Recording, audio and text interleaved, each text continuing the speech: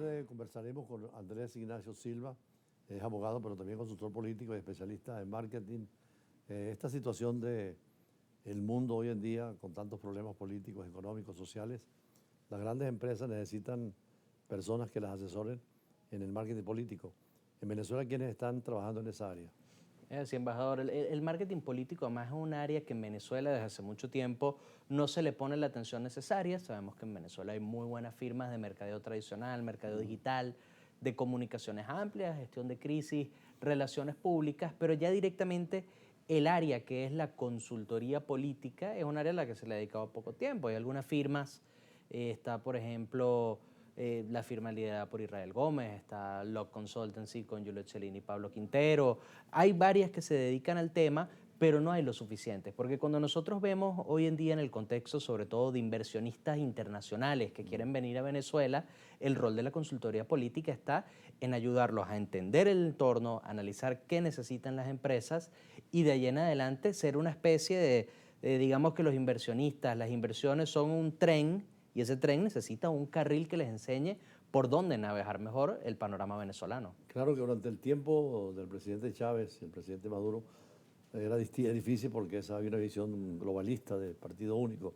Hoy que se ha abierto un poco más y sigue abriéndose hacia las empresas internacionales, hacia el debate político, me imagino que los consultores adquieren mayor valoración, ¿no?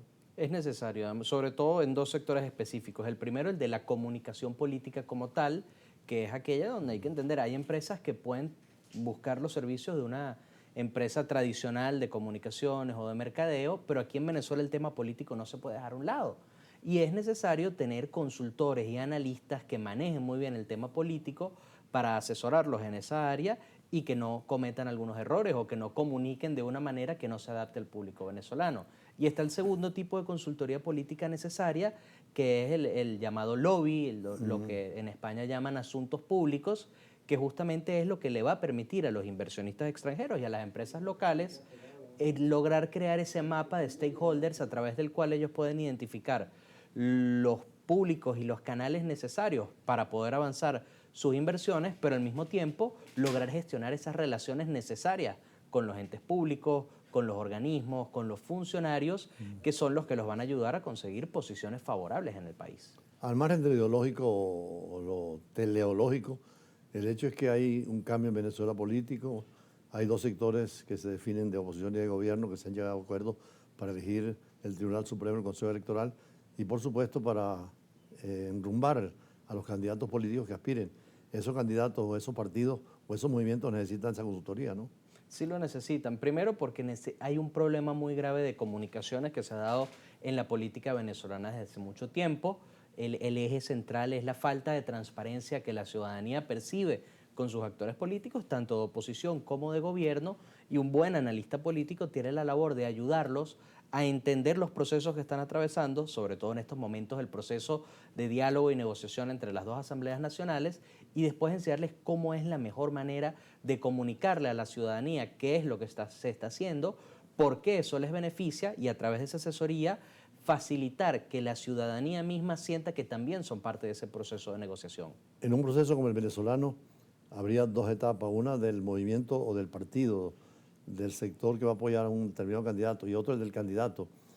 Pareciera que hay un pragmatismo más hacia la persona que hacia el movimiento, ¿no? Eso es un tema que en Venezuela se ha vivido desde hace muchos años. Sabemos que la política venezolana está caracterizada por el personalismo. Tomemos como ejemplo la oposición venezolana. Hubo una época que era de Capriles, después hubo una época que era de Leopoldo, una época que era de Guaidó y ahora es una época que es para muchas personas de María Corina Machado, cuando la realidad es que cuando vemos los procesos, llámese de transición o los procesos políticos en otros países, siempre han liderado las ideologías o las organizaciones.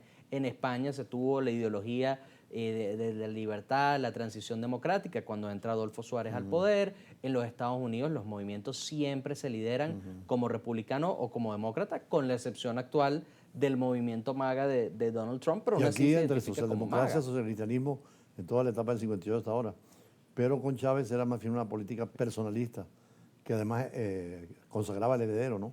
Es decir, es una política mesiánica, tal cual cuando Hugo Chávez va a salir del poder, él anuncia a Nicolás Maduro como su heredero, tal cual una monarquía democrática aquí en Venezuela, cuando la realidad es que los movimientos, los partidos y los organismos construidos con un propósito a largo plazo que trasciendan a la persona son los movimientos que han demostrado a lo largo del mundo que son los más sostenibles, no solo respecto a sostenerse en el poder, que es lo que se vive en Venezuela, sino más bien sostener esa ideología como se ha visto con el movimiento peronista, por ejemplo, en Argentina, que todavía se sostiene.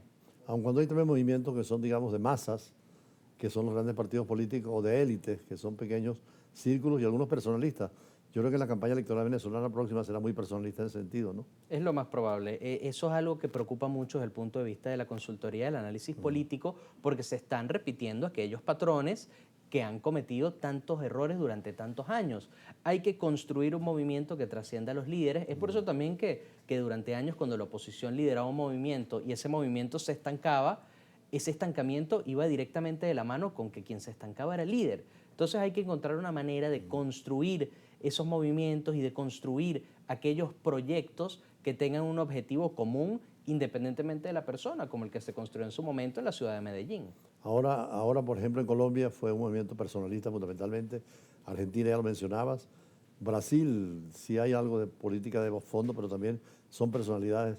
Es posible no escapar a esa historia de la persona antes que el movimiento. Esa es una mala maña que se tiene ahorita en Latinoamérica. Sabemos que después de la victoria de Donald Trump en el 2016, ese movimiento de intentar replicar los gestos y el showmanship de Donald Trump se vivió en Brasil en su momento con Bolsonaro, en Argentina con Javier Milei, se vivió en El Salvador con Nayib Bukele y ahora más recientemente se vivió con Abelardo de la Espriella en Colombia. Pero esto también lo que lleva es a algo que yo llamo una especie de ping-pong político, donde cuando un movimiento es tan personalista, pero además se basa en políticas tan radicalmente marcadas hacia una tendencia u otra, esto complica muchísimo la permanencia a largo plazo de un proyecto en el poder, porque es muy fácil identificar aquellos elementos para quienes son neutros, de centro o de un partido adverso, poder generar una coalición en contra de ese proyecto y de ahí en adelante lograr derrotar electoralmente a quien llega de esa manera.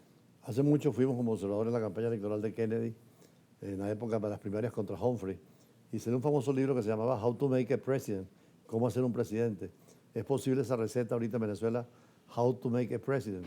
Yo pienso que sí es posible. Aquí el venezolano tiene unas necesidades muy definidas, pero además a lo largo de los años hemos podido ver qué es exactamente lo que atrae al venezolano en términos de llamémoslo, fabricar un candidato político. Y si bien siempre cuando hay una campaña presidencial o un proyecto país se intenta atarlo a una figura central que sea la cara del proyecto, eso no significa que esa figura no pueda ser reemplazable en el tiempo con una transición de vida.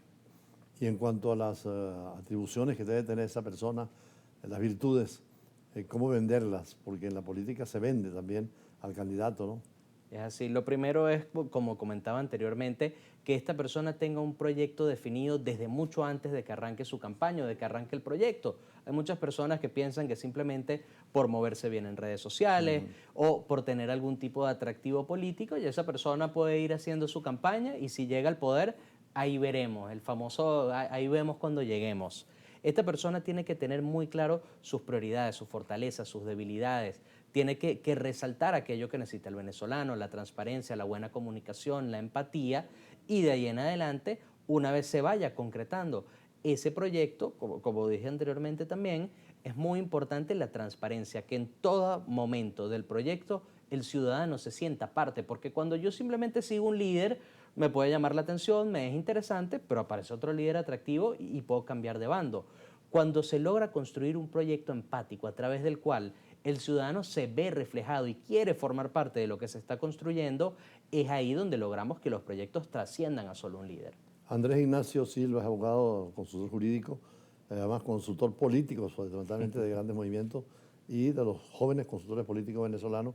Ahora que se abre la democracia del país, van a necesitar mucha consulta política. Así que vamos a un corte y regresamos con él.